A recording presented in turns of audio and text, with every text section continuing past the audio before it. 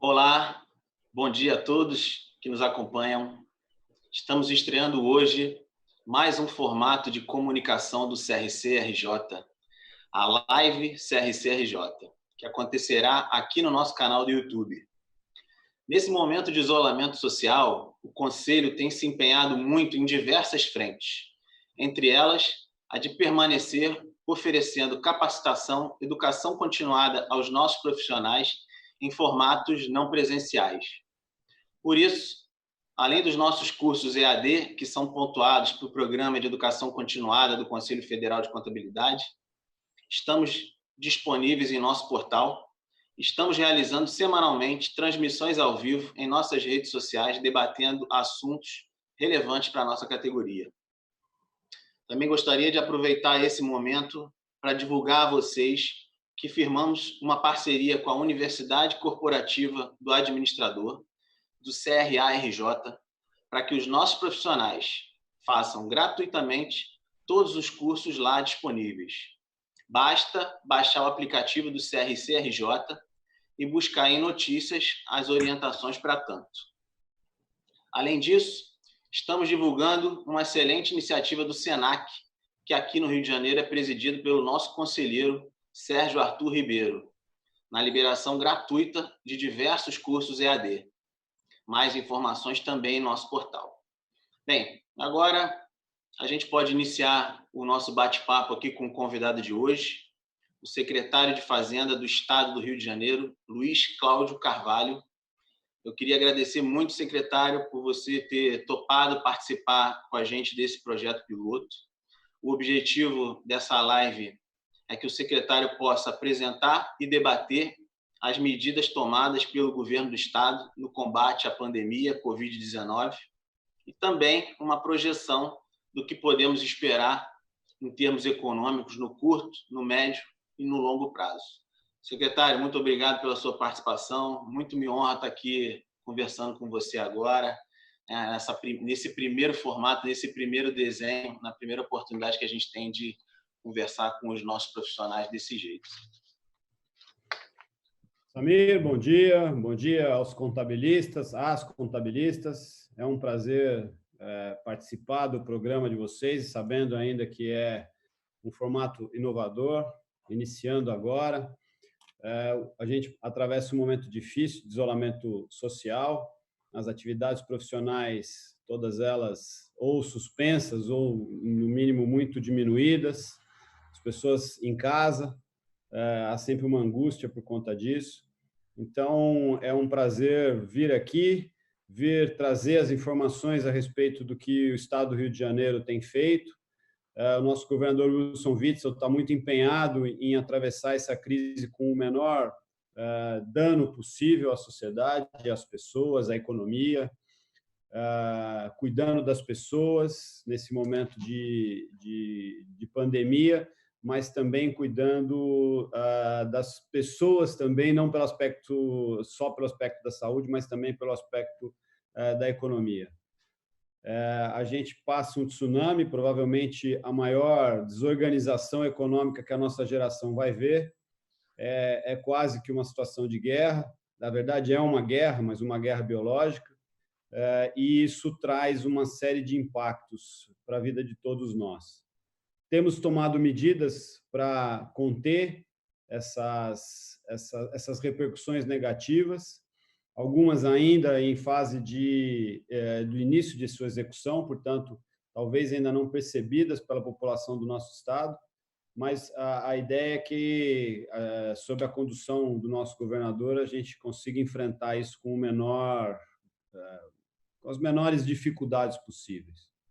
É isso, meu amigo, é isso. Acho que todo mundo agora, nesse momento, tem um papel importante, né? Conseguir organizar o seu microcosmos ali, o local, a realidade onde vive, para poder as coisas ficarem mais fáceis para todo mundo. Mas eu quero começar a conversa aqui com você, pedindo que você iniciasse com a gente dando uma percepção para os profissionais, né, para quem nos acompanha, de como vinha caminhando a situação econômica e fiscal do Estado antes do início dessa pandemia.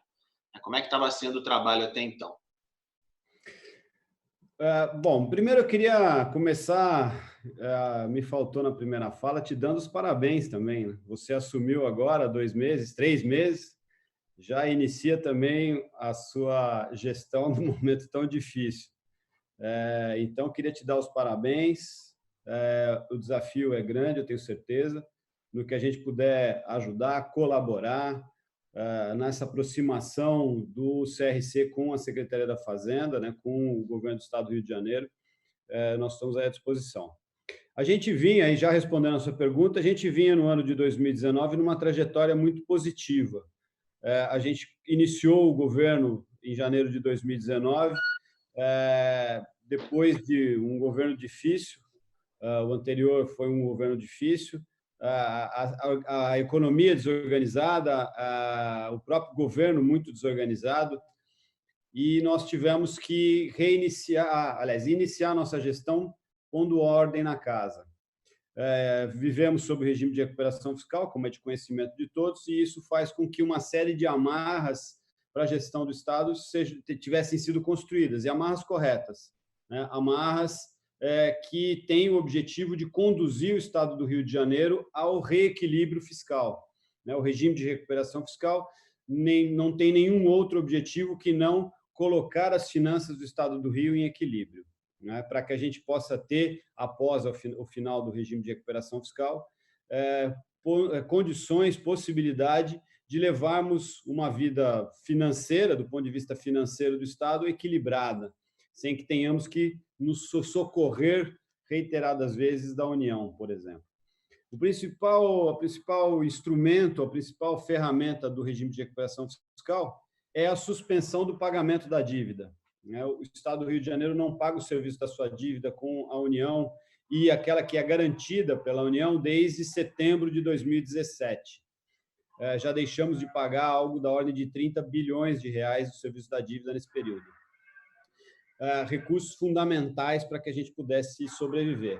Em 2019, o que conseguimos fazer, e pode parecer pouco nesse momento, mas foi um esforço enorme, conseguimos pagar todas as nossas folhas em dia, todos os salários foram pagos corretamente, em alguns meses até antecipado, pagamos o 13º do funcionalismo também antecipadamente e pagamos 96% dos fornecedores contratados no ano, durante o ano de 2019, dentro do próprio exercício de 2019.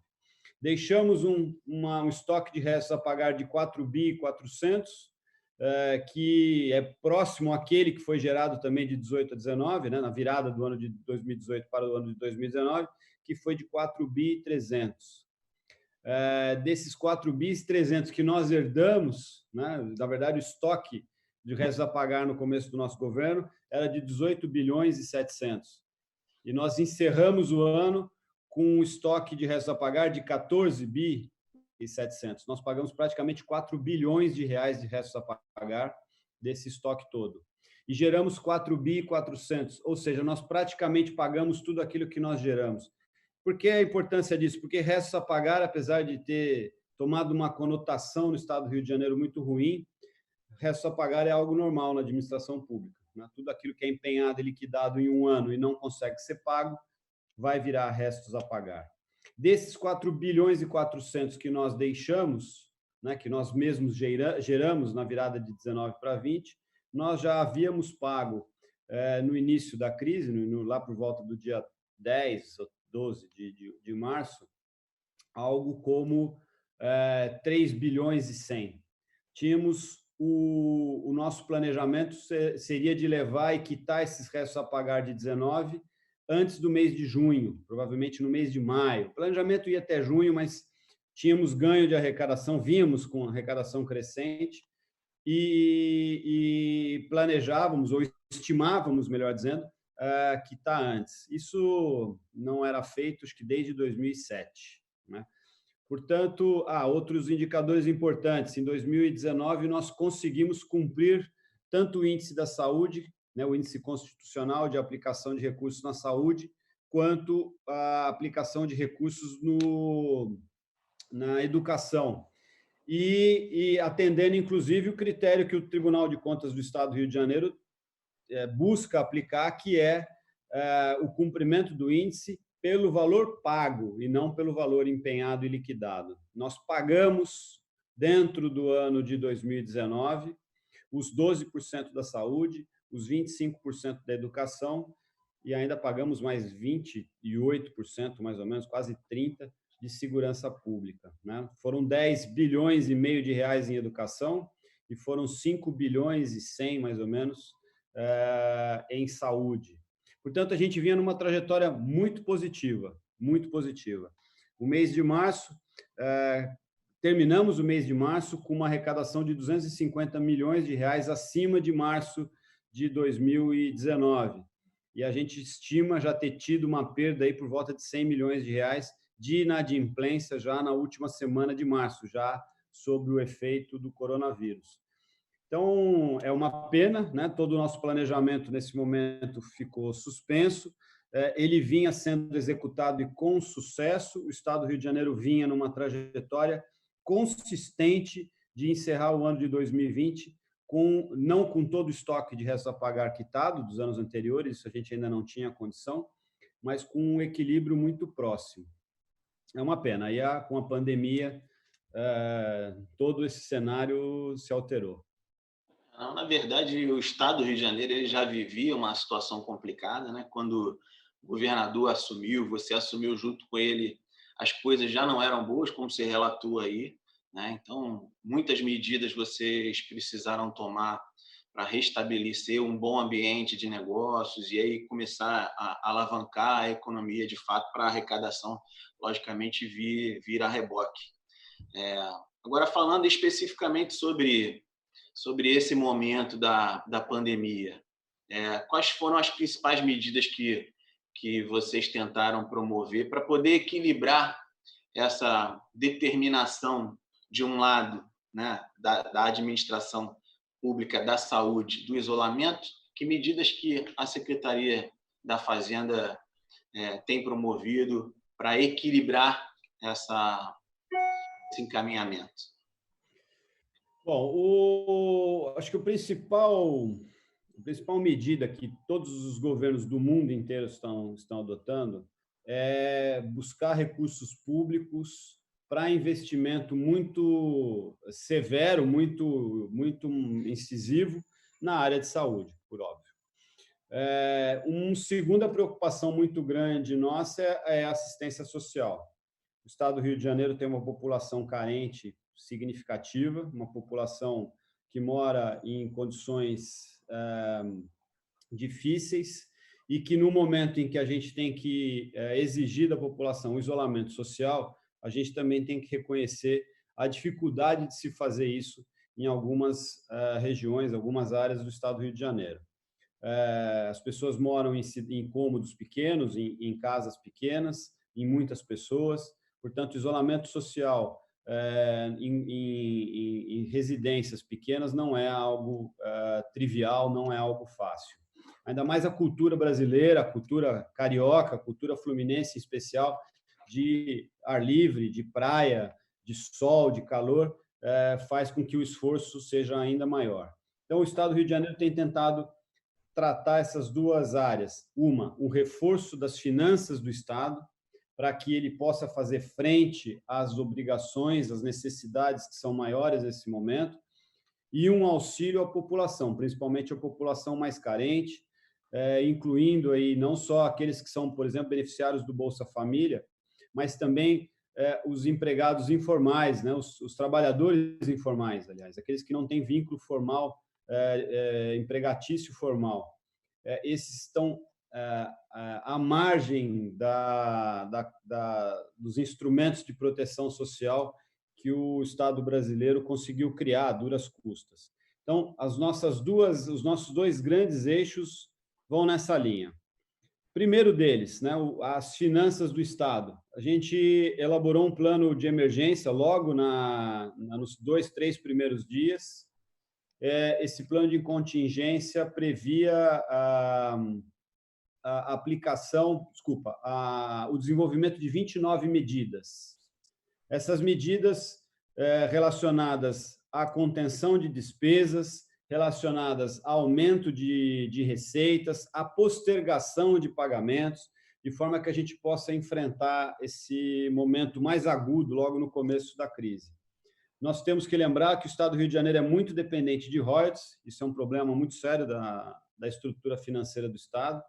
Quando o barril de petróleo cai muito, como está caindo agora, e caiu lá em 2016, isso traz um impacto muito grande nas finanças do Estado do Rio de Janeiro. A gente tem estimado a perda de 4 bilhões de reais de royalties, porque as nossas estimativas no começo do ano do barril de petróleo a $60, com um câmbio de R$4 aproximadamente. Hoje, o barril de petróleo está a menos de 30, ou seja, menos da metade, ainda que com algum ganho do dólar. Né? O dólar está em 5, portanto, um aumento aí de 25%. A gente perde, então, ou estima perder 4 bilhões de reais de royalties. E a gente estima perder mais 1 bilhão e 100 de ICMS, porque a atividade está absolutamente parada, as empresas estão fechadas, a inadimplência vai explodir, por óbvio. Então, esse equilíbrio vai ser muito fino, muito difícil de ser alcançado. Uma das medidas que estão elencadas nas nossas 29 medidas é um socorro da União. Né? A União tem que socorrer todos os estados brasileiros, não há alternativa a isso. E é por isso a tua primeira pergunta, né, sobre o que medidas nós tomamos em 2019, é importante para que a gente também possa dizer para a União agora que, apesar da necessidade de socorro que a gente fez sim a nossa lição de casa. Isso é importante que fique claro para toda a população fluminense, porque é ela que faz o esforço do reequilíbrio, né, na medida em que nós temos que cortar despesas, nós temos que aumentar receitas, até por aumento de impostos, às vezes, aumento de contribuições previdenciárias. E, portanto, a gente estava fazendo a nossa lição de casa, estávamos endereçados no caminho correto. Mas, nesse momento, sem o socorro da União, não há como atravessar a crise. A gente estima a necessidade de reforço de caixa da União para o Estado, da ordem de 10 bilhões de reais. E é importante também frisar que não adianta só dinheiro para a saúde. Né? Lógico que a saúde é o principal impactado. A gente precisa de dinheiro também para assistência social, como a gente já falou, e acho que a gente vai detalhar mais na nossa conversa, mas a gente precisa de dinheiro para tocar a máquina, para o custeio da máquina do Estado. Ou seja, nós temos que continuar pagando salário de servidores, nós temos que continuar investindo em segurança pública, nós temos que continuar pagando os nossos fornecedores, porque se isso não acontecer, o Estado passa a ser um impulsor da crise e não um amortecedor da crise. Isso é importantíssimo. Temos que lembrar, em 2016, em 2017, a dificuldade que o Estado do Rio de Janeiro enfrentou no momento em que o Estado deixou de ter condições de pagar salários dos servidores, por exemplo, né? Ou deixou de ter condição de aplicar em áreas que são essenciais. Nós vínhamos fazendo, por exemplo, um investimento muito forte no programa Segurança Presente. Isso tem que continuar. A gente tem que continuar investindo nisso. Tá? Então, das 29 medidas, se você quiser, eu posso detalhar elas mais, fica aí a seu critério, da medida aí do interesse dos seus ouvintes, né, dos nossos ouvintes, deixa eu participar também, nesse detalhamento. Mas a principal medida é reforço da União. Realmente é um momento complicado e a gente vai precisar se reinventar, né, meu amigo? Não é nada fácil, não. Agora, eu queria contextualizar uma situação que tem acontecido e que impacta especificamente o segmento dos profissionais da contabilidade, né? O decreto governamental ele não define a atividade de contabilidade como uma atividade essencial. E aí, nesse sentido, a gente precisa aderir a todas as determinações, portas fechadas, não haver atendimento ao público, transferência para o ambiente remoto, para home office das atividades, dos escritórios e tudo mais. Mas grande parte das empresas que nós assessoramos, elas sim foram afetadas pelo decreto, estão fechadas, e aí por esse motivo acabam não tendo a condição de fazer o encaminhamento de todas as informações, né? Eles não têm a receita, o faturamento mantido. Então, levando a pergunta para esse lado, dada a não essencialidade da atividade do profissional da contabilidade e dada a dificuldade dos escritórios de contabilidade receberem a documentação dos seus clientes para promover a regular entrega das informações, das obrigações acessórias, da apuração dos tributos, como é que o governo do Estado, assim, em especial a Secretaria de Fazenda, tem visto isso? Tá no radar a possibilidade da prorrogação de algum prazo para essas obrigações acessórias? A primeira sinalização que a gente acompanhou foi a prorrogação da DUB e CMS, né? Eu queria que você falasse um pouquinho sobre isso, né? Como é que você vê esse momento em especial aí dos contadores para o encaminhamento das obrigações que são logicamente importantes para o Estado? Em primeiro lugar, eu queria abordar a questão da essencialidade ou não da atividade dos contabilistas nesse momento de crise. Efetivamente, a principal preocupação do governador Wilson Witzel é reduzir ao máximo a circulação de pessoas, de como é de conhecimento de todo, e um debate bastante quente, inclusive, no Brasil hoje, sobre se devemos abrir ou se devemos fechar, ou quais as atividades que podemos abrir, quais as atividades que devemos fechar. Em princípio, e até para que pudéssemos conter a escalada do contágio e fazer com que o Estado, principalmente a área de saúde, pudesse se preparar melhor para atender o afluxo de pacientes, que a gente espera que seja baixo, mas nada indica que será, né? Infelizmente. A gente teve que realmente fechar várias atividades, estamos monitorando, né? A possibilidade, inclusive, por exemplo, de no interior se haver algum relaxamento.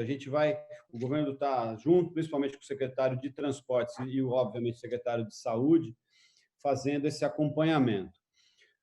Efetivamente, no primeiro momento, os contabilistas não entraram nas atividades essenciais, aquelas que a gente imagina que possam, na medida do possível, ser feitas à distância, por videoconferência e etc., home office, como estamos fazendo agora.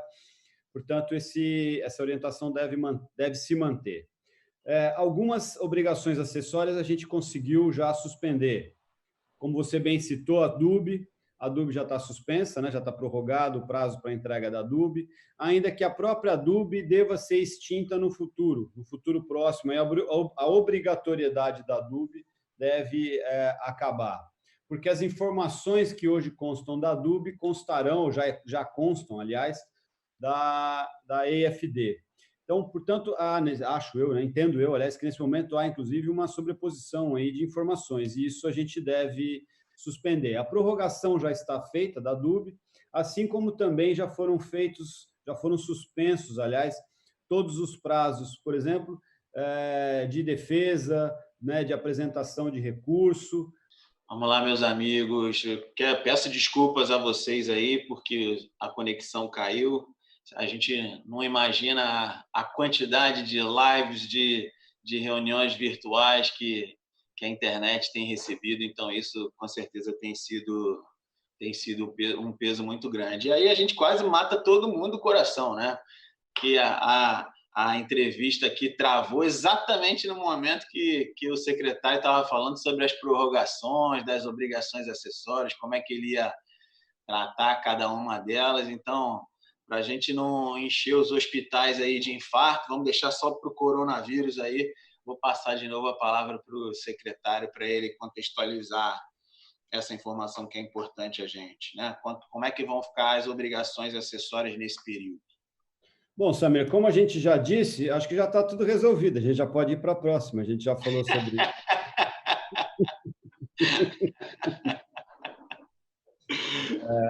Bom, brincadeiras à parte, não infartem, por favor, não sobrecarreguem os hospitais. A gente falava sobre a primeira das obrigações acessórias, que é a DUB. Não a primeira em importância, mas a primeira que constava aqui da nossa pauta. A DUB já teve seu prazo de envio já prorrogada. A DUB, pela resolução 136, né, de 2020, portanto, ela já está com seu prazo de entrega suspenso.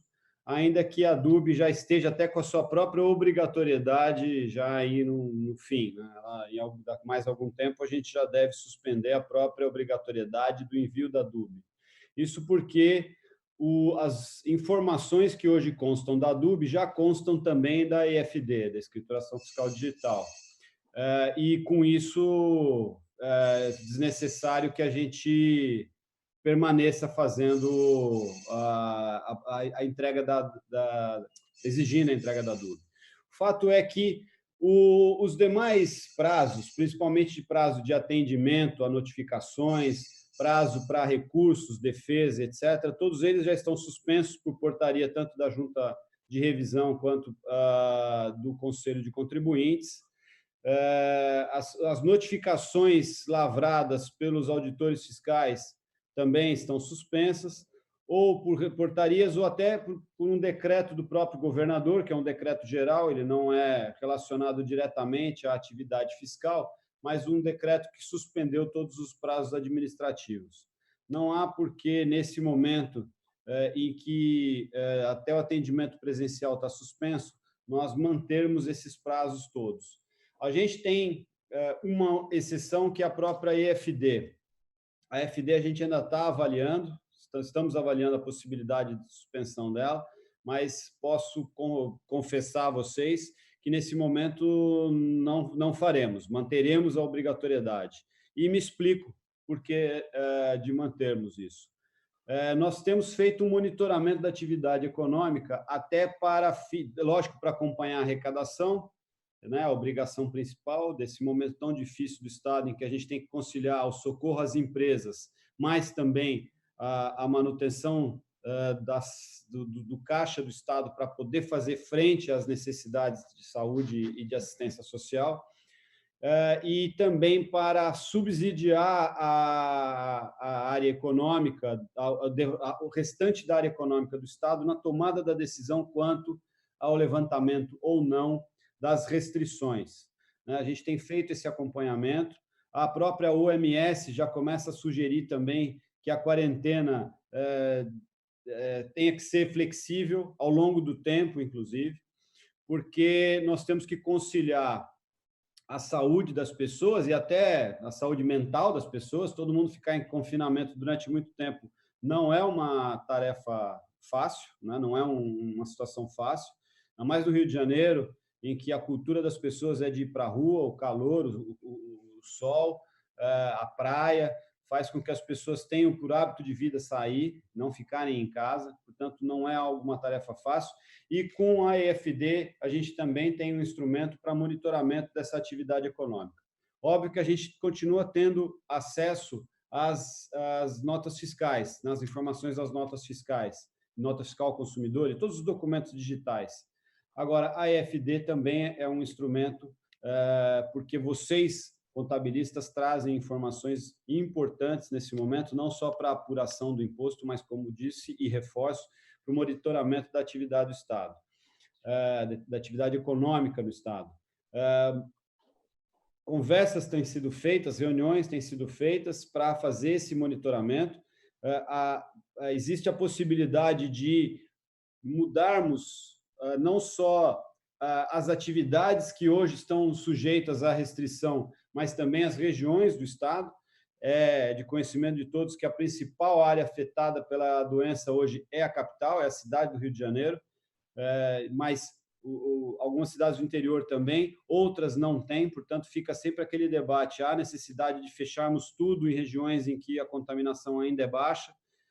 O fato é que a Organização Mundial da Saúde tem recomendado revisões periódicas, acompanhamento muito próximo disso, e tomada de decisão em cima dessas informações. Portanto, respondendo objetivamente a sua pergunta, a EFD não está no nosso radar nesse momento fazer a suspensão da necessidade da entrega dela. Eu não sei exatamente em que ponto travamos a nossa comunicação, então não sei exatamente o quanto nós falamos. Vamos recontextualizar isso. O que você está falando realmente é muito importante, porque a gente vive uma realidade a cada dia, né? e a gente precisa, logicamente, ir calibrando as ações à realidade que nos é apresentada. Isso que você fala me sinaliza muito bom senso, porque cada região, cada localidade vive uma realidade diferente, né? Você vê nos grandes centros, logicamente, em grande parte das capitais do país, a gente tem um impacto muito maior, porque a densidade demográfica é muito grande, as pessoas estão muito próximas, né? Mas isso não é a realidade do interior dos estados, né? Tem lugares que eu tenho certeza absoluta que não sabem nem o que é isso, se não estivesse passando na televisão. Então, é importante que a administração pública tenha essa sensibilidade para que a gente se mantenha vivo economicamente após a gente vencer essa etapa da pandemia, essa crise de saúde. E aí, queria te pedir autorização aqui para, dentre as perguntas que eu tinha idealizado para te fazer, mesclar algumas aqui de quem nos acompanha. Eu acho que a gente interage melhor com eles. E a Monique Gonçalves Lindo fez uma pergunta logo no início sobre a prorrogação dos tributos. O que vocês têm no radar, o que já foi efetivamente concedido sobre prorrogação dos tributos? Eu já emendo uma outra pergunta aqui que a gente recebeu, se vocês estão pensando em algum tratamento diferenciado para os micro e pequenos negócios, que são, logicamente, os mais afetados, né? Os que têm um caixa minúsculo, os que não têm reserva nenhuma, os que precisam da receita para poder se manter abertos. Então, se existe a expectativa ou se já foi efetivada a prorrogação de algum tributo em âmbito estadual, e que tratamento vocês pensam dar às micro e pequenas empresas como diferencial? No que se refere à obrigação principal, em outras palavras, a obrigação do pagamento do imposto propriamente dito, nós já prorrogamos o pagamento, o prazo de pagamento do Simples Nacional, né, de todo o Simples Nacional. Isso foi uma medida tomada no conjunto de todos os 27 estados. Mantivemos uma comunicação muito intensa entre os secretários de Fazenda, justamente para que todos tomassem a medida ao mesmo tempo. Isso foi tomada na quinta-feira da semana passada e aprovada pelo Comitê Gestor do Simples Nacional na sexta-feira da semana passada, dia 3, se eu não estou enganado, isso. Portanto, estão suspensos os prazos de pagamento do Simples Nacional dos meses de abril, maio e junho, né, a serem pagos em maio, junho e julho. Como dissemos agora, todas as medidas que nós estamos adotando, elas estão sujeitas à revisão. Portanto, daqui a 3 meses, nós vamos avaliar a situação e decidir se prorrogamos por mais algum tempo. Mas, nesse momento, os 3 meses já estão suspensos. Essa medida tem um impacto para o Rio de Janeiro da ordem de R$100 milhões por mês. Portanto, a gente já contratou uma renúncia ou uma postergação do pagamento de R$300 milhões, recursos importantíssimos para o caixa do Estado. Para que todos tenham uma ideia, numa ordem de grandeza, nós aplicamos na saúde 400, em épocas normais, aproximadamente R$400 milhões por mês. Portanto, nesses 3 meses, nós abrimos mão de quase um mês inteiro de recursos a serem aplicados justamente na saúde, a área mais atingida pela pandemia. Portanto, esse equilíbrio é muito delicado, né? A gente tem que equilibrar a necessidade de preservar as empresas, elas não podem quebrar durante esses 3, 4, 5 meses de fechamento, elas têm que se manter vivas, porque a gente vai ter que fazer a retomada da economia depois. Quanto mais desorganizada tiver a economia ao final da pandemia, mais difícil será a retomada. Portanto, o que se busca é criar condições para que a economia caia, mas ela volte também na maior velocidade possível após esse período de dificuldade. Portanto, objetivamente, o Simples Nacional já está suspenso, o regime periódico de apuração ainda não suspendemos o prazo. Nós temos estudado, acompanhado, né, setor por setor, porque há, inevitavelmente, setores absolutamente fechados, bares e restaurantes, etc., ainda que, se não são Simples Nacional, tem uma tributação especial, né, que é um crédito presumido, mas tem outros, por outro lado, que estão ganhando muito dinheiro, né? Então, portanto, a gente tem que conciliar esses setores. É o momento, sim, daqueles que estão faturando pagarem seus impostos corretamente. Então, a gente tem uma preocupação também muito grande de acompanhar a sonegação fiscal, ainda que os fiscais não estejam na rua, não estejam fazendo diligências por conta do isolamento, mas a gente tem mantido um monitoramento para evitar que a sonegação aconteça.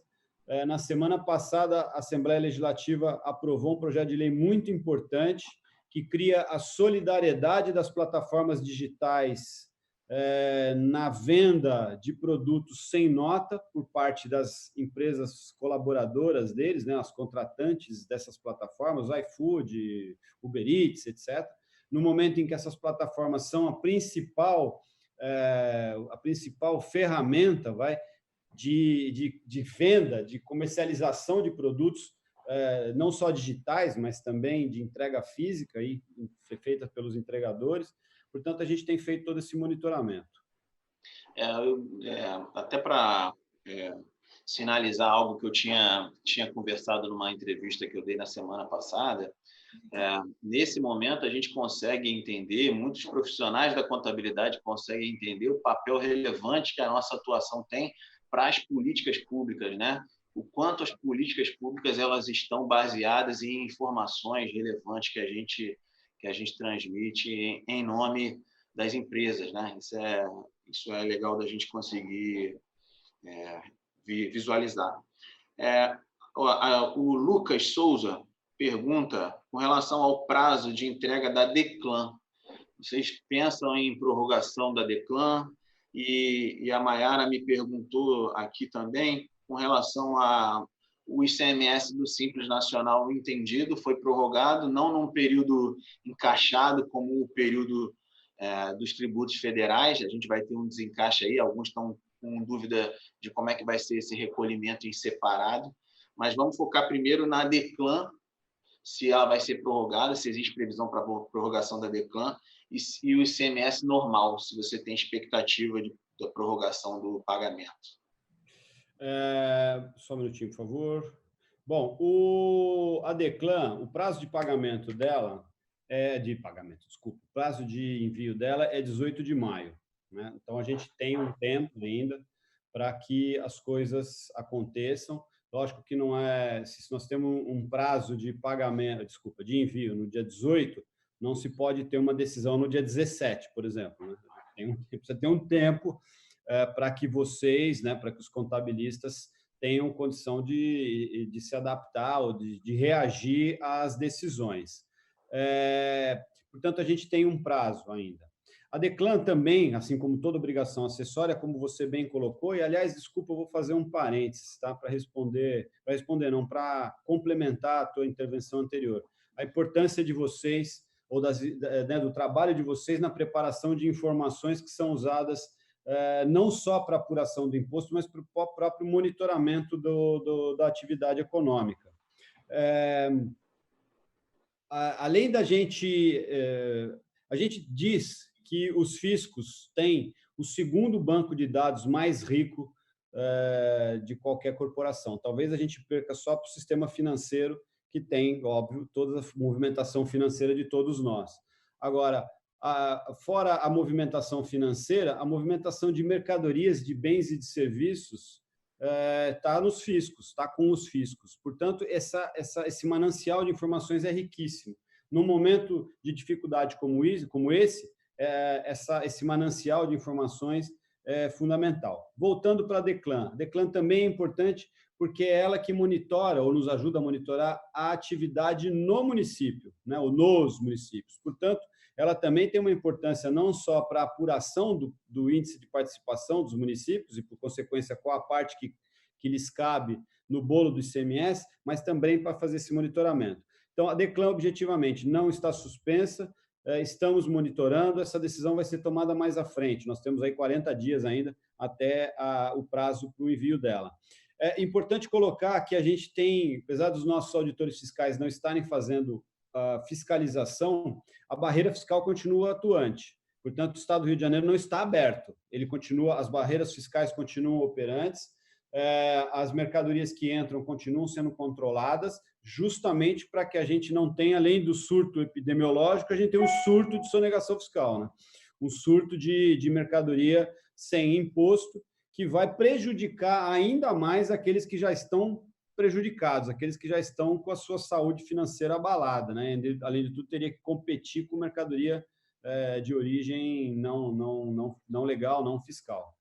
Tá? Então, eu acho que é importante deixar isso claro. E com relação ao ICMS normal, existe alguma expectativa de prorrogação? Não há estimativa. A gente tem uma preocupação muito grande, inclusive em relação à inadimplência, né? Não está no nosso radar mesmo. Esse realmente eu posso afirmar ainda que mais do que a EFD e que a Declan, não está no nosso radar a postergação dos prazos de recolhimento do ICMS, principalmente porque nós precisamos do dinheiro para fazer frente. Como eu disse, a gente já estima a perda de 30%, 29% a 30% do ICMS. A principal data de pagamento do ICMS é dia 10, né? No começo aí da semana que vem, por conta do feriado. E essa é a grande incógnita. Qual será a arrecadação no dia 10? Porque aí a gente vai efetivamente sentir não só a retração econômica, dois indicadores importantes, a retração econômica e a inadimplência, né? A inadimplência em cima daquele valor declarado, mas não pago. Esse é extremamente preocupante, não há previsão e acho eu que dificilmente a gente conseguirá postergar prazo de pagamento do imposto. Eu imagino que isso seja importante para o fluxo de caixa do Estado, né? Para que as políticas, por mais que seja um anseio, uma necessidade da sociedade, dos empresários aí que enfrentam a paralisação dos seus negócios, a gente também entende que as políticas públicas elas precisam acontecer. Algumas pessoas têm perguntado aqui sobre necessidade de comunicação, de paralisação por conta do decreto. Como você já tinha dito, isso tudo está suspenso, né? Não há necessidade de protocolar documento algum nesse período, né? A gente consegue conduzir desse jeito. Todos suspensos, prazos não correm, certidões negativas, né? Os prazos de validade das certidões negativas são permanecem. Dilatados, né? Dilatados. Exatamente. Portanto, não há necessidade de cumprimento de nenhum prazo ou exercício, prática, aliás, de qualquer ato administrativo nesse período. Tá? As atividades suspensas, apenas um monitoramento forte, home office também por todos, mas todos nós, talvez por isso que os nossos links estejam caindo, né? Porque efetivamente a gente continua no trânsito muito grande de informação. Com certeza. A gente já tinha conseguido no ano passado, trabalhar juntos a derrubada da obrigatoriedade da GIA, né? A gente conseguiu, a Fazenda entendeu o anseio da desburocratização e conseguiu sinalizar para a gente nesse sentido. E aí, a reboque do que foi feito com a GIA e da sinalização que você já deu com relação à ADUB, existe algum planejamento para que alguma outra obrigação acessória estadual seja extinta?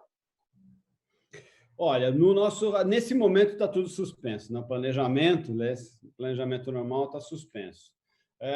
A gente tem mantido um olhar muito próximo, porque temos um planejamento de simplificação, né? E de governo digital, de digitalização dos nossos procedimentos. Isso é importante sempre ter muito em mente que digitalizar um procedimento significa, corretamente pensando, né, é repensar todo o procedimento, né? Não adianta a gente transformar algo que é analógico em algo digital,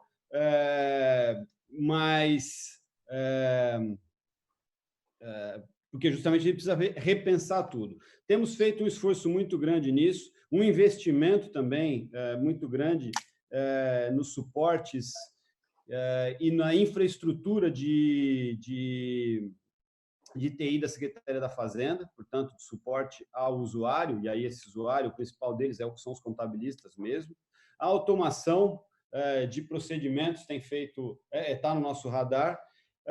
Uma eu já falei, né, que é a Adobe, a gente realmente já pensa em extingui-la no futuro, até porque as informações já estão sendo prestadas na EFD, e a própria Declan também. Existem algumas obrigações acessórias que hoje ainda não estão na EFD, que estão na Adobe ou estão totalmente na Declan, que precisam de uma adequação. Isso não é simples, assim como não foi simples fazer a extinção da GIA, né? Ela parece, do ponto de vista de obrigação, elas são óbvias, ou eram, né, coincidentes, portanto, a gente acabava replicando o trabalho, mas algumas coisas não são. E esses pontos em que não há replicação de informação é que a gente tem que trabalhar, porque tem que trazer essa informação para dentro da EFD. Uma coisa importante que eu esqueci de falar na nossa fala anterior é que mais ou menos 90% das empresas do Estado do Rio de Janeiro estão no Simples Nacional. Portanto, quando a gente fala de Simples, quando a gente prorroga prazo de pagamento de Simples, quando a gente prorroga a obrigação acessória de Simples, a gente está atingindo 90% do universo das empresas, né, que recolhem pouco do ponto de vista do total da arrecadação, mas que são extremamente importantes, porque são elas que são capilarizadas, são elas que são pulverizadas e que empregam muita gente, né? O maior contingente de pessoas empregadas está nas empresas, nas micro e pequenas empresas, por óbvio, né? Então, portanto, isso é importantíssimo de mantermos desse jeito. O que você tinha falado antes aqui com a expectativa que vocês têm, logicamente, na queda da arrecadação, né?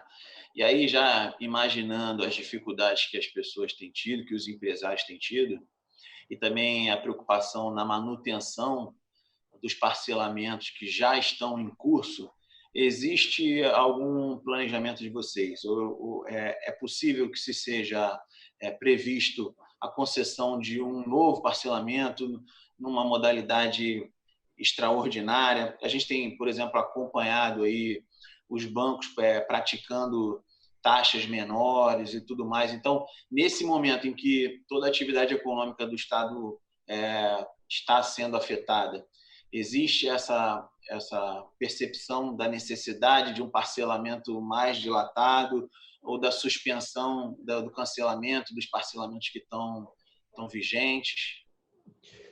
Houve uma medida em relação ao parcelamento, houve uma medida da Procuradoria-Geral do Estado de suspensão dos prazos daquilo que estava inscrito, que está inscrito, aliás. Isso dos parcelamentos firmados já no passado, né?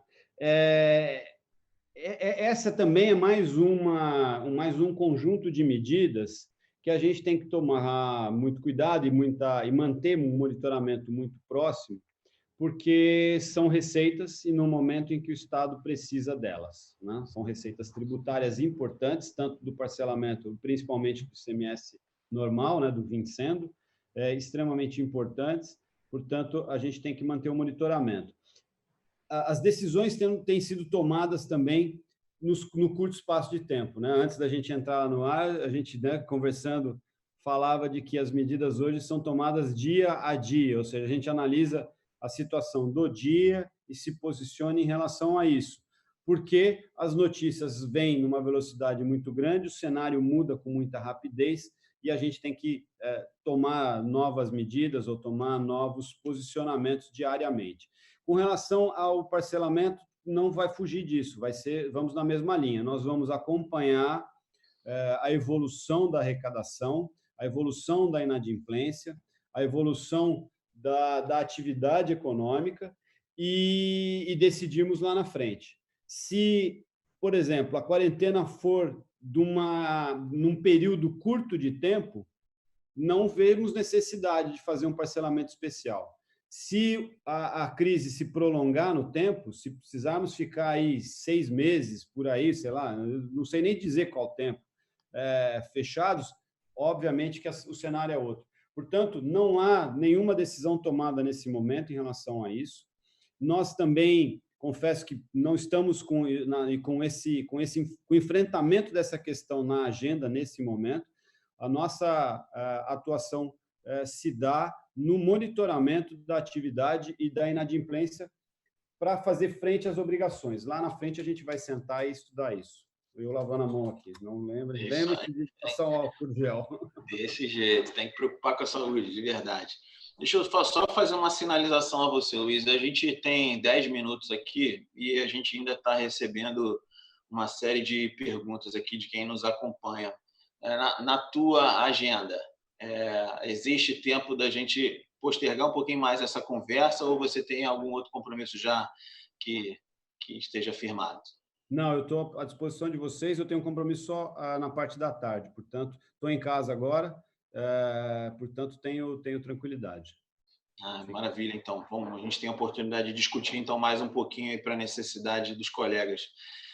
Deixa eu te fazer uma pergunta que é minha agora aqui, uma curiosidade que eu tenho. Você vem como um cargo de secretário de Fazenda do Estado de São Paulo, né? Então, São Paulo ele tem uma realidade diferente da realidade do Rio de Janeiro, né? Imagino que você tenha tido essa percepção muito grande quando aqui chegou e começou a tomar pé da situação toda daqui do nosso estado. E algo que eu sempre me questiono é como é que o estado de São Paulo, que é o maior estado da federação, consegue sobreviver com um ICMS normal de 12%, e aqui no Rio de Janeiro a gente precisa, para manter os nossos compromissos da administração pública, que seja, com os fundos da pobreza somados, chegar a 21%.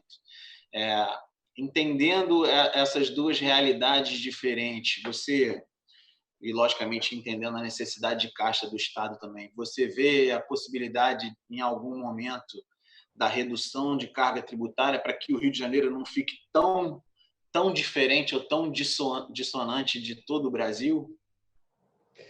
A tua pergunta é ótima, né? E se vocês tiverem tempo aí, dá para a gente responder ela em umas 2 horas. Imagino. 2 fatores assim, para iniciar a resposta. Primeiro, o estado do Rio de Janeiro, vou começar pelo estado de São Paulo. O estado de São Paulo é o maior exportador líquido de todo o país. Ou seja, é o maior estado cujas operações interestaduais são as maiores entre aquilo que ele produz e aquilo que ele consome. E o Rio de Janeiro, em contrapartida, é exatamente o oposto. O estado do Rio de Janeiro é o maior importador líquido do país. O que significa dizer que, da população fluminense, 18 milhões de pessoas, mais ou menos, a maior parte do consumo dessas pessoas, aliás, vem de produtos industrializados, produzidos, seja lá de que forma for, fora do estado do Rio de Janeiro. Isso é resultado de anos de perda de vigor econômico, né? Infelizmente, o estado do Rio de Janeiro perdeu, ao longo de 20 ou 30 anos, a maior parte da sua economia, né? Foi perdendo indústria, foi perdendo mercado financeiro, até o setor de entretenimento, de audiovisual, etc., foi saindo do Rio de Janeiro. Mas acho que o principal deles talvez tenha sido o mercado financeiro, que era muito concentrado aqui na cidade do Rio de Janeiro e acabou saindo daqui. Esse é um problema a ser enfrentado com muito planejamento e ao longo de várias gestões, né? O governador Wilson Witzel nos colocou como meta, nesses 4 anos, o reequilíbrio do Estado, obviamente, o reequilíbrio fiscal do Estado, mas calcado num efetivo crescimento econômico. Para que a gente possa sair dessa dependência de royalties, a gente precisa fazer a economia do Estado crescer. E como? Criando um ambiente de negócio mais favorável. Então, hoje há uma distorção muito grande, porque a gente, por incrível que pareça, arrecada muito pouco ICMS, apesar das alíquotas, como você colocou. Existe, no meu entender, uma estrutura de benefícios fiscais muito ruim, né? Foi sendo construída ao longo do tempo de forma muito casuística. Portanto, existem pedaços da economia que vai bem, tem pedaços que simplesmente acabou por conta disso. Temos incentivos fiscais que são regionais, né, que cidades têm, outras não têm. o que é uma disfunção. A gente tem uma guerra fiscal dentro do próprio estado do Rio de Janeiro, que me parece um anacronismo tremendo. A gente precisa corrigir. Nós endereçamos a correção de um setor, que é o setor metal mecânico, para iniciar, né? Porque, além de tudo, isso induz a uma sonegação muito grande. Eu ouço pessoas que defendem essa ideia de dizer que a sonegação se combate com fiscalização. Não é assim. A gente não tem um fiscal para cada cidadão, né? Porque não existe. Assim como não existe polícia para cada, né? Por isso que o tráfico de drogas não acaba nunca. Senão era fácil. Se está proibido, pois bem, sonegação é a mesma lógica. A gente precisa mudar isso. Nós vínhamos nessa trajetória e temos esse objetivo. Portanto, é uma grande revisão. A gente precisa de uma simplificação muito grande. Reforma tributária me parece ser a principal aposta nisso. A gente participa muito ativamente.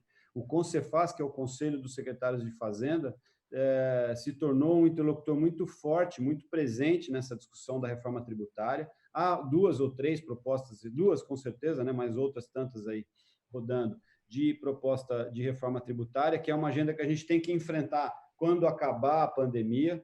É ela que vai fazer o nosso país crescer, né? E aí, indo questão a redução de carga tributária. O próprio governador do estado do Rio, né, o governador Wilson Witzel, já falou isso, que está na meta dele redução, por exemplo, de combustível, né, de ICMS da área de combustível, que é o maior do país, com certeza. Agora, é um problema, porque, por outro lado, ele representa 13% do total da arrecadação. Assim como a gente é dependente de royalties, a gente também é dependente de ICMS, de combustível, de comunicação e de energia elétrica, que são a base da economia.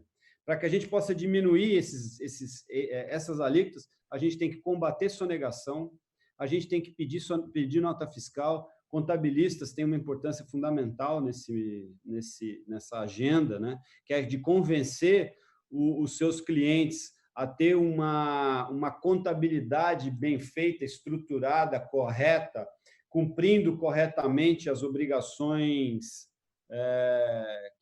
que cabem, né? Lembrando que aí um pouco de economês, né? Se você tem um produto que tem uma demanda elástica, ou seja, que ela responde ao preço, você, ao colocar um imposto dentro do preço, você tem sim a tendência a vender menos, né? Porque o preço subiu e as pessoas compram menos. Agora, o imposto tem que estar no preço da mercadoria. Tem que saber fazer conta.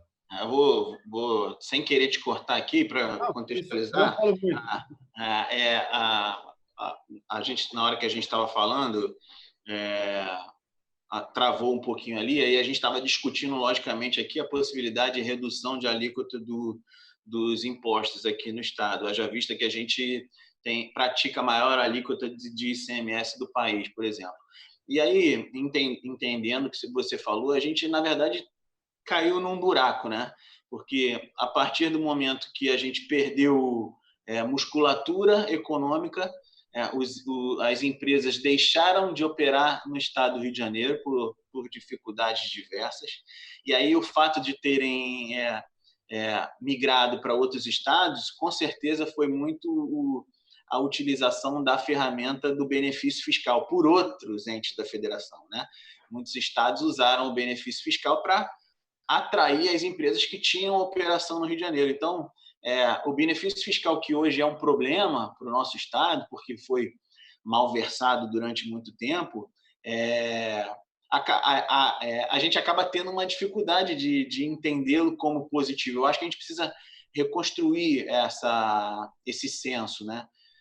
Logicamente que a estrutura que o Estado oferece precisa estar contento, a logística, o transporte, né, a própria tributação que incide sobre as operações aqui precisam ser convidativas, mas eu acho que a partir do momento que a gente conseguir tratar os incentivos e os benefícios fiscais de maneira responsável, correta, honesta, eu acho que isso pode ser sim um fator de alavancagem da nossa economia novamente, né? Voltamos aqui então, meus amigos, a gente estava conversando aqui estava falando com o Luiz e ele estava citando especificamente sobre a importância da fiscalização, né? E como os profissionais da contabilidade podem efetivamente auxiliar na redução da sonegação. E a gente tem um fórum de debate que é extremamente relevante, que foi iniciativa da própria Cefaz, e aí te agradeço, Luiz, essa disponibilidade, que é o Fórum Fisco Cidadão. Então, a gente de 2 em 2 meses se reúne, a gente sinaliza para a Fazenda do Estado as dificuldades, a gente dá as sugestões, a gente tenta construir junto um ambiente tributário, fiscal melhor aqui para o nosso Estado. E eu concordo com você, eu acho que o profissional da contabilidade ele tem um papel extremamente relevante nesse sentido para a melhoria do ambiente de negócios aqui do nosso Estado. A gente pode sim contribuir com a baixa da sonegação, uma vez que o nosso trabalho institucional, falando pelo CRC, é exatamente defender a sociedade do mau exercício profissional. E uma proposta que eu tinha levado a vocês era exatamente nesse sentido, né? De colocar o CRC à disposição da Fazenda para que a gente, em algum convênio, num trabalho conjunto, a gente possa identificar os maus profissionais que exercem a função. Eu acredito piamente que os maus profissionais eles se associam aos maus empresários, né? E aí aos maus contribuintes, quem logicamente deve levar muito prejuízo na arrecadação do Estado. Então eu vejo isso como positivo, esse trabalho conjunto que a gente pode promover. Eu queria entender um pouquinho da sua visão. Como é que você vê esse encaminhamento? Bom, a gente tem feito, desde o ano passado, nós fizemos uma aproximação com vocês, com o CRC, com o SESCOM, porque acreditamos enormemente nessa aproximação, nessa parceria. Né? O contabilista e a contabilista são os principais usuários dos serviços que uma Secretaria da Fazenda oferece. Né? A legislação tributária, como é conhecimento de todos, é complexa. Um contribuinte, o dono da empresa, o empresário, dificilmente tem conhecimento suficiente para que ele possa, sozinho, fazer essa interface, ter esse relacionamento construtivo com o fisco. O profissional de contabilidade é fundamental nessa relação.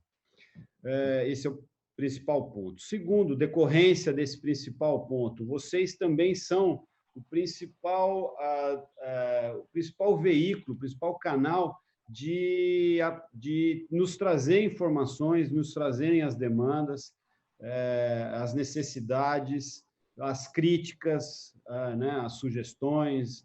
Portanto, como usuários, vocês têm um papel fundamental no aperfeiçoamento dos trabalhos. Terceiro, mais importante, o Brasil parece que começa a acordar agora com dificuldades, mas começa a se dar conta de que pagar imposto é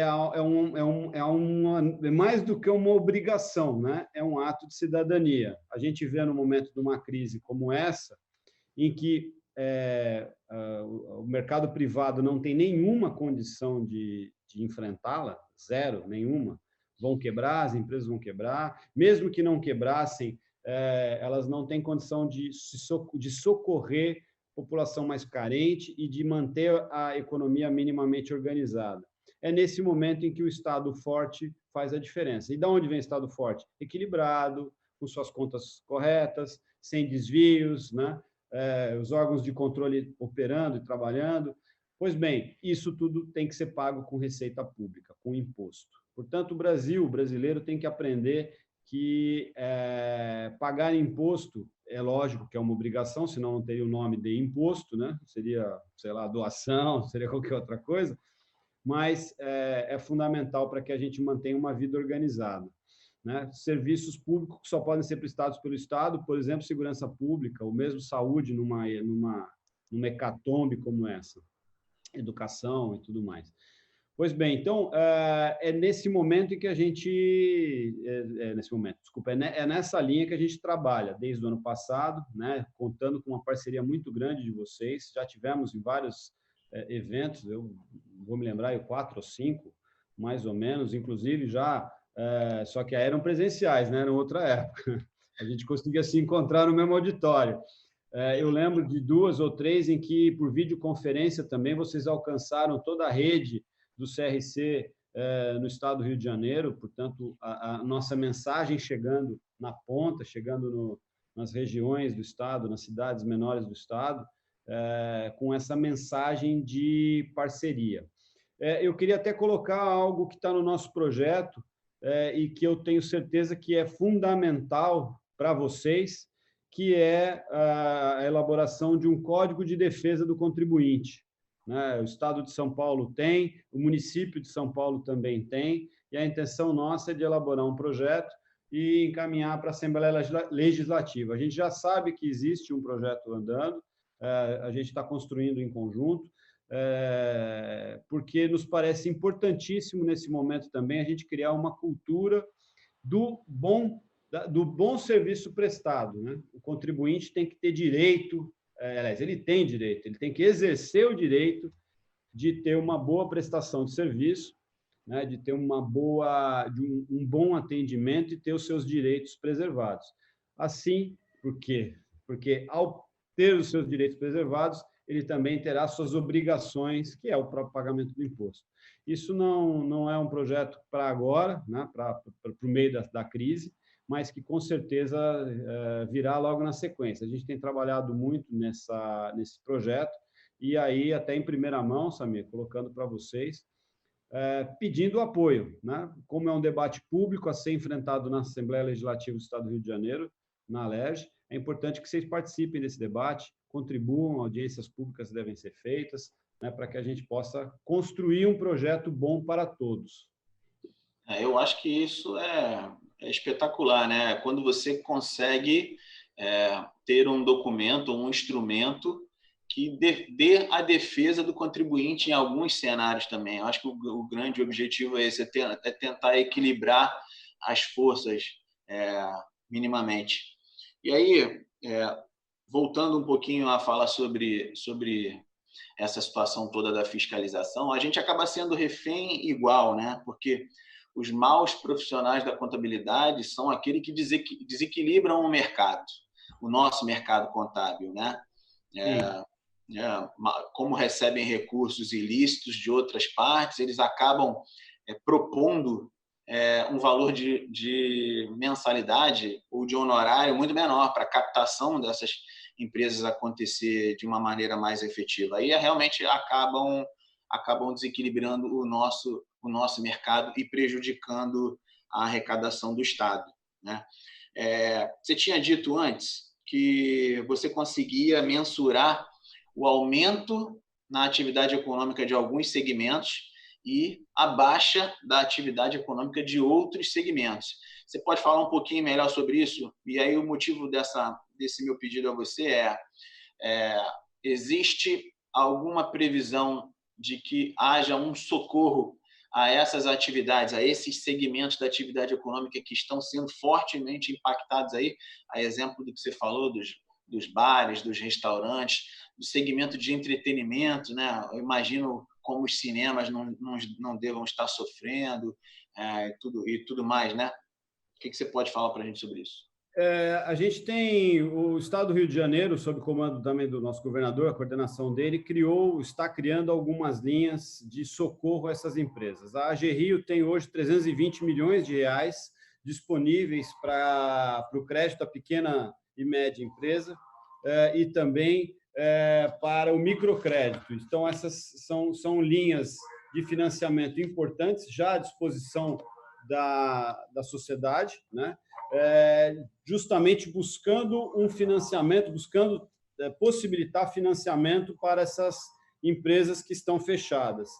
A Secretaria de Cultura também, a secretária Daniele, também tem trabalhado uma outra linha, ela tem um fundo da cultura da ordem de 20 milhões de reais, que também está sendo manejado para alcançar o setor de entretenimento, o setor cultural, como você falou, cinemas, teatros, bares, sair sim, bares com olhar cultural, também serem alcançadas. E esses, portanto, somam aí 340 milhões de reais já disponíveis, já à disposição como linhas de financiamento. Portanto, em primeiro lugar, suspensão do pagamento do Simples Nacional alcançando 90% das empresas. Segundo, empresas também de pequeno porte, portanto, Simples Nacional, também passíveis de alcançar linhas de crédito com carência de 12 ou até de 24 meses, portanto, tempo suficiente para que a gente atravesse a crise, e com taxas de juros bastante significativas, né? Bastante convidativas. Só para, muito rapidamente, Samir, aí eu estou precisando já caminhar para o fim. O microcrédito, por exemplo, com taxas de 0,25% ao mês, 12 meses de carência e 24 meses para pagar, com limite de R$21 mil. E as micro, pequenas e médias empresas com taxa de 0,74% ao mês, com carência de 24 meses até 60 meses para pagar, em um limite de R$500 mil. São linhas importantes. Esses 320 milhões de reais também sob monitoramento, né? A gente analisando se esses recursos são suficientes, se há necessidade de um aporte, né, de um recurso suplementar para alcançar a demanda toda, mas a ideia é que a gente consiga alcançar essas empresas e, de alguma forma, dar algum conforto financeiro para ela também atravessar nesse período tão difícil da economia do Rio, do país, do mundo como um todo. A importância que a gente tem para a manutenção desses negócios é muito grande, porque, como você bem disse, a arrecadação é importantíssima para as políticas públicas, e se a gente não estende a mão a essas empresas nesse momento, elas quebram e, consequentemente, a gente não tem arrecadação, né? Exatamente. Futuro, né? É igual os profissionais da contabilidade. Eu brinco muito com meus clientes que o sucesso do meu cliente é o meu sucesso.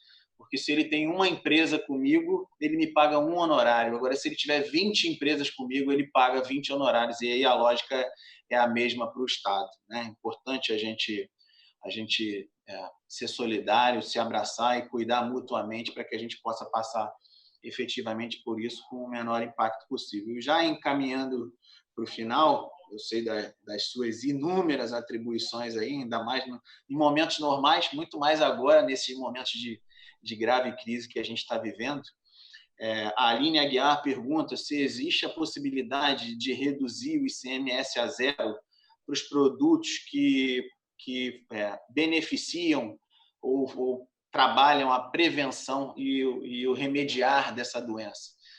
Todos os produtos estão ligados diretamente ao cuidado com a saúde da população. Se existe, nesse sentido, alguma coisa. Esse é um ponto, um tema interessante, delicado, né? A gente tem feito estudos a respeito, mas é algo que a gente tem que abordar com muita tranquilidade. E de que forma? E por que a tranquilidade? Porque, nesse momento, são justamente esses produtos, álcool gel, máscara, luva, etc., que têm tido um aumento de preços absurdo, né? Alguns, e aí eu considero maus empresários, que acabam buscando um lucro fora do momento, fora do contexto. Ok, regras de mercado, oferta e demanda, né? Portanto, preços estão sendo praticados de forma muito abusiva, talvez, mas ainda que isso não seja a agenda da Secretaria da Fazenda e sim do PROCON. O fato é que isentar imposto de produtos que estão nessa situação não me parece justo do ponto de vista social, inclusive. Diferente trabalharmos a isenção ou a redução da carga tributária desses produtos quando destinados, por exemplo, a um hospital, a uma clínica, né, a uma instituição pública que cuida de idosos.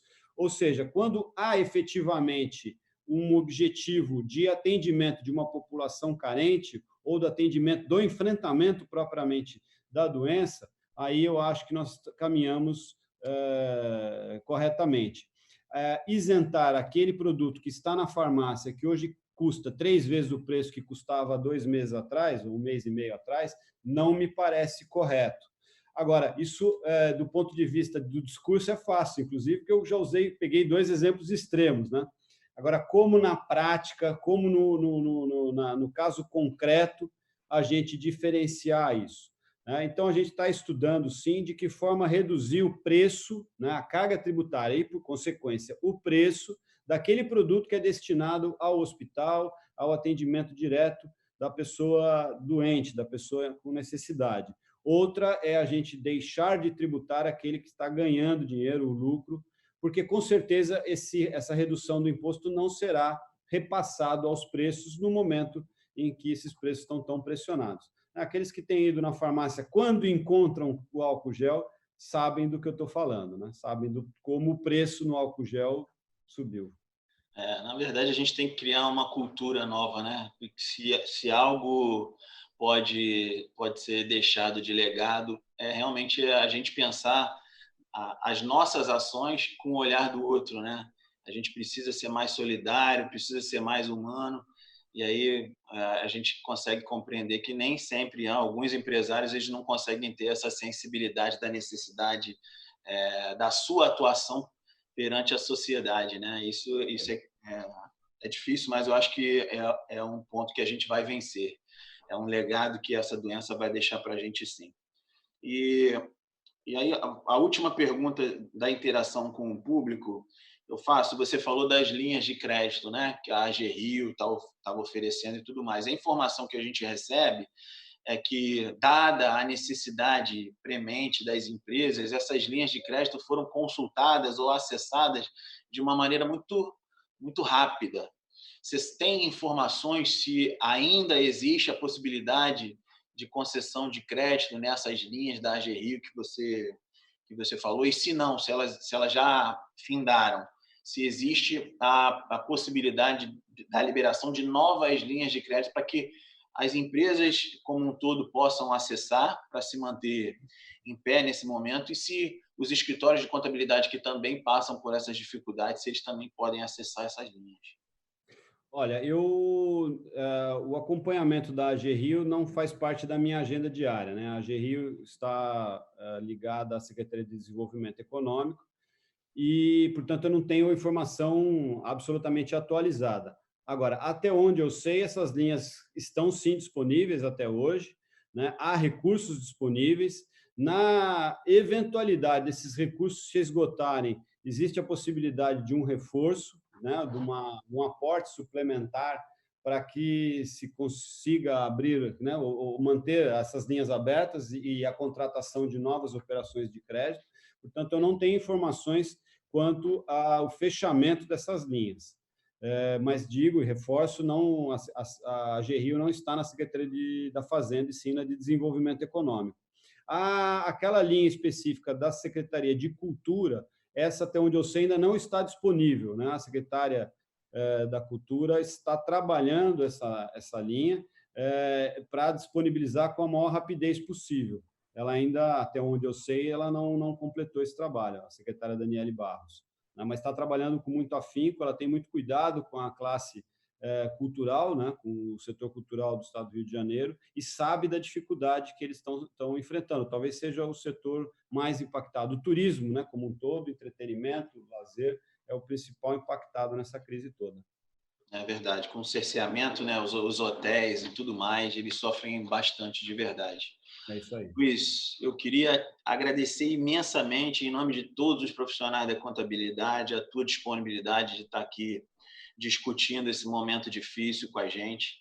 Eu queria particularmente agradecer a sua postura, que eu já estou no Conselho de Contabilidade há 6 anos, eu atuo lá como representante da classe, e só na sua gestão é que a gente efetivamente teve as portas da Cefaz aberta, fomos efetivamente ouvidos, tivemos a oportunidade de, em vários momentos, sugestionar melhorias e ações e que foram muito gentilmente acatadas e implementadas. Então, eu acho que é assim que a gente constrói realmente uma sociedade evoluída, equilibrada, Então, essa gratidão eu devo a você especialmente. Eu entendo que o nosso Estado está passando por um momento muito grave, mas o Estado do Rio de Janeiro, e isso nos satisfaz muito, ele tem sido um grande exemplo no combate a essa doença. A gente tem tido o protagonismo do nosso Estado em muitas ações, com zelo, com cuidado à pessoa, ao ser humano, à pessoa física. E eu quero te parabenizar pelo reconhecimento da Cefaz, a importância que a profissão contábil tem no assessoramento às empresas e no auxílio ao encaminhamento das políticas públicas.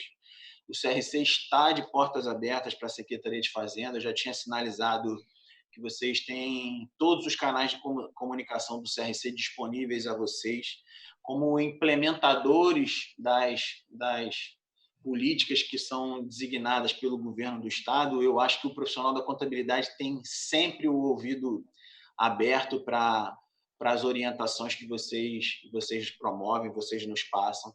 Quanto mais qualificado, quanto mais instruído o profissional da contabilidade menos dificuldades, erros, incorreções, processos administrativos precisam ser implementados. Então, essa nossa parceria tende a trazer um benefício mútuo.